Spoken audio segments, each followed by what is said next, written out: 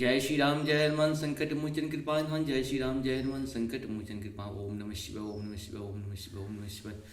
एक उन्दे दुसार धवलाया शुभस्मिताया विना वरदंडित कराया श्वेत पद्माष्टया ब्रह्माच्युत संक्रीशा मांग पातु सरस्वती भगवती निषेध दंडकान। ओम श्री परमात्मने ओम श्री परमात्मने ओम श्री परमात्मने ओम श्री परमात्मने नमः। सौराष्ट्रे सोमनाथं च श्रीशैले मल्लिकार्जुनं उज्जैनं च महाकालं मं कालं विष्णुं प्रल्हां वेदनाथं च ढाकिनं भीम शंकर स्वेदवन्दे तुरामीशं नागेशं द्वारिकावने वाराणस्यां त्र्यम्बकं गौतमते हिमालयं केदारं धूषितं शिवालयं एतानि ज्योतिर्लिङ्गानि सायं प्रातः पठेन सप्तजन्मकृतं पावनस्तीति। ओम नमः शिवाय ओम नमः शिवाय। जय हिंद जय भारत में सबका स्वागत है। मैं रामऋषि आप लोग से निवेदन करता हूँ, चैनल को सब्सक्राइब करें, लाइक करें, शेयर करें। सत्य के साथ, सनातन के साथ, धर्म के साथ, विचार के साथ, विवेक के साथ, विश्वास के साथ। धर्म एक था, एक है और एक ही रहेगा। धर्म कभी दूसरा हो ही नहीं सकता है, क्योंकि धर्म की जो गुण हैं वो व्यक्ति समाज में एक मूल होता है धर्म का। और लोग जो है अपने अपने विचार के, अपने अपने बुद्धि विवेक से काम करते हैं। धर्म शास्त्र के अनुकूल होता है, धर्म ज्ञान के अनुकूल नहीं, विज्ञान के अनुकूल। सारे काम हमारे शास्त्र में दिए गए हैं।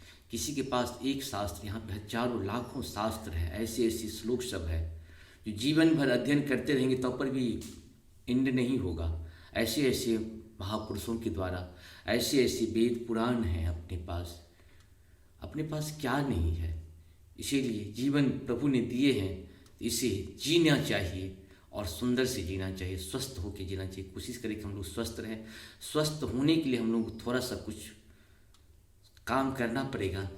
थोड़ा सा योग करें, थोड़ा सा खुशी से रहें, दुख में भी खुश रहें, और साथ साथ योग का ध्यान करें और प्रभु का ध्यान करते रहें। और अपनों का हमेशा गलती को क्षमा करने के साथ साथ उसे सुधार करने का प्रयास करें। हम लोग गलती का विरोध करते हैं, विरोध नहीं, उसे सुधारने का प्रयास करें। हम लोग सुधारने का नहीं, बिगाड़ने का प्रयास करते अपने परिवार में।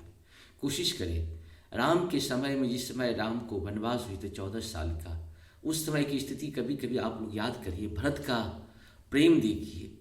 भरत चाहते तो उनको राज्य मिल गया था, उन्हें राम से मिलने की क्या जरूरत थी। और उनकी पादुका ला करके यहाँ पे तो उनसे त्याग सीखे। हमारे रामायण संपूर्ण ज्ञान का भंडार है, वो कभी खत्म होने वाला चीज़ नहीं है। आप जितना बार उसे, जो भी हमारे शास्त्र हैं सब ज्ञान के भंडार ही हैं। हम लोग उसी से सीखें और जीवन को आगे बढ़ाएं। जय हो श्री हरि। शुरू करते हैं। आज हम उस शिव महापुराण के रुद्र संहिता का 50वां ही होगा, 50वां जो है सो एपिसोड सुन रहे हैं। इसमें भगवान शिव का कैलाश पर्वत पर गमन तथा शिष्ट खंड का उपसंहार सुनते हैं। ब्रह्मा जी कहते हैं, नारद मुनि कुबेर के तपोबल से भगवान शिव का जिस प्रकार पर्वत श्रेष्ठ कैलाश पर शुभागमन हुआ, वह प्रसंग सुनो। कुबेरों को वर देने वाले विश्वेश्वर शिव जब उन्हें निधिपति होने का वर देकर अपने उत्तम स्थान को चले गए, तब उन्होंने मन ही मन इस प्रकार विचार किया, ब्रह्मा जी के ललाट से जिनका प्रादुर्भाव हुआ है तथा जो प्रलय का कार्य संभालते हैं, वे रुद्र मेरे पूर्ण स्वरूप हैं। अतः उन्हीं के रूप में मैं गुहार्य कार्य गुह्य कोकों के निवास स्थान कैलाश पर्वत को जाऊंगा। उन्हीं के रूप में कुबेर का मित्र बनकर उसी पर्वत पर विलासपूर्वक रहूंगा और बड़ा भारी तप करूंगा। शिव की इस इच्छा का चिंतन करके उन रुद्रदेव ने कैलाश जाने के लिए उत्सुक डमरू बजाया। डमरू की वह ध्वनि जो उत्साह बढ़ाने वाली थी, तीनों लोकों में व्याप्त हो गया। उसका विचित्र एवं गंभीर शब्द आवाहन की गति से युक्त था, अर्थात सुनने वालों को अपने पास आने के लिए प्रेरणा दे रहा था। उस ध्वनि को सुनकर मैं तथा श्री विष्णु आदि सभी देवता, ऋषि, मूर्तिमान, आगम, निगम और सिद्धि वहां आ पहुंचे।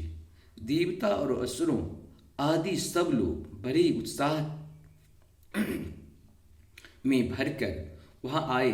भगवान शिव के समस्त पार्षद और सर्वलोक वंदित महाभाग गणपाल जहाँ कहीं भी थे वहाँ से आ गए। इतना कहकर ब्रह्मा जी ने वहाँ आए हुए गणपालों का नमोल्लेख पूर्वक विस्तृत परिचय दिया।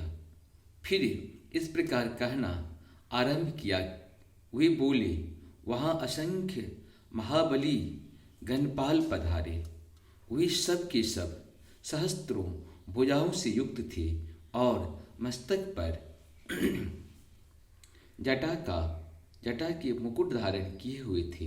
सभी चंद्रचूड़, नीलकंठ और त्रिलोचन थे। हार, कुंडल, केयूर और मुकुट आदि से अलंकृत थे। वे मेरे श्री विष्णु के तथा इंद्र के समान तेजस्वी जान पड़ते थे। अनिमा आदि 8 सिद्धियों से घिरे थे तथा करोड़ों सूर्य के समान उद्भासित हो रहे थे। उस समय भगवान शिव ने विश्वकर्मा को उस पर्वत पर निवास स्थान बनाने की आज्ञा दी। अनेक भक्तों के साथ अपने और दूसरे के रहने के लिए यथायोग्य आवास तैयार करने का आदेश दिया। मुने, तब विश्वकर्मा ने भगवान शिव की आज्ञा के अनुसार उस पर्वत पर जाकर शीघ्र ही नाना प्रकार के गृहों की रचना की। फिर श्रीहरि की प्रार्थना से कुबेर पर अनुग्रह करके भगवान शिव सानंद कैलाश पर्वत पर गए।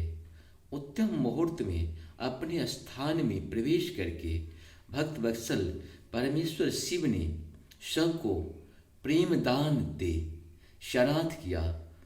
इसके बाद आनंद से भरे हुए श्री विष्णु आदि समस्त देवताओं, मुनियों और सिद्धियों ने शिव का प्रसन्नतापूर्वक अभिषेक किया।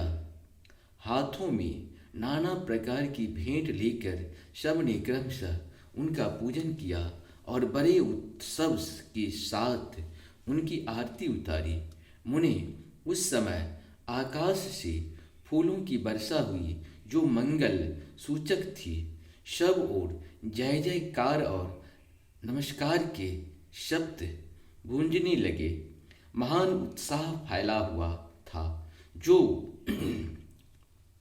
सबके सुखों को बढ़ा रहा था। उस समय सिंहासन पर बैठकर श्री विष्णु आदि सभी देवताओं द्वारा की हुई यथोचित सेवा को बार बार ग्रहण करते हुए भगवान शिव बड़ी शोभा पा रहे थे। देवता आदि सब लोगों ने सार्थक एवं प्रिय वचनों द्वारा लोक कल्याणकारी भगवान शंकर का पृथक पृथक स्तवन किया। सर्वेश्वर प्रभु ने प्रसन्न चित्त से वह स्तवन सुनकर उन सब को प्रसन्नतापूर्वक मनोवांछित वर एवं अभिष्ट वस्तुएं प्रदान की। मुने, तदंतर श्री विष्णु के साथ मैं तथा अन्य सब देवता और मुनि मनोवांछित वस्तु पाकर आनंदित हो भगवान शिव की आज्ञा से अपने अपने धाम को चले गए।